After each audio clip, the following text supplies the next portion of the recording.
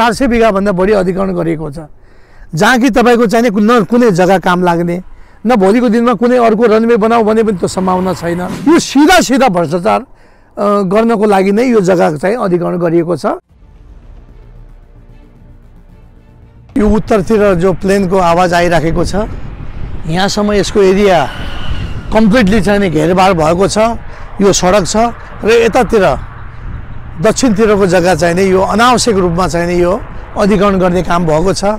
नेपाल सरकारलाई भार पार्ने काम भएको छ, आर्थिक हिसाबले पनि खोक्रो बनाउने काम भएको छ। आवश्यकताभन्दा बढी जग्गा यो चाहिने अधिग्रहण गरेको हुनाले योमा चाहिँ अनियमितता भएको मैले ठहर गरेको छु। जस्तो तपाईँ सार्वजनिक लेखा समितिको सदस्य पनि छ, सार्वजनिक लेखा समिति पनि यो बारेमा अध्ययन गर्दैछ, अब के गर्नुहुन्छ यसमा? अब यो विषयमा चाहिँ हामी स्थलगत अध्ययन गरेर स्थलमै आएर अनुगमन गरेर त्यसपछि हामी यो बारेमा चाहिँ निर्णय लिन्छौँ। जस्तो के देख्नुभयो उतातर्फ खोलातिर र यतातर्फ के फरक पाउनुभयो?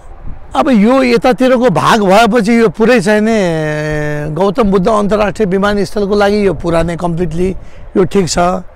तर योभन्दा यता आउँदाखेरि यो क्यानको पैसाले पुरै यो बाटो बनाएको छ, यो नाला ड्रेन बनाएको छ। त्यस्तै यो जम्मै चाहिँ फेन्सिङ तारहरू यताको भागमा यो साइडमा चाहिने हामीले यसो हेर्दाखेरि यो त अनावश्यक अधिग्रहण गरेको छ। न भविष्यमा गएर न यो रनवे बन्छ न केही हुन्छ, जम्मै खोला नाला छ। अधिग्रहण गरेको जग्गा पनि कौडीको भाउमा लिएर यहाँ चाहिने नेपाल सरकारलाई 4 गुना 5 गुना बढी मूल्यमा चाहिने बिक्री गरेको पनि स्थानीय जनताले यहाँ भनेका छन्।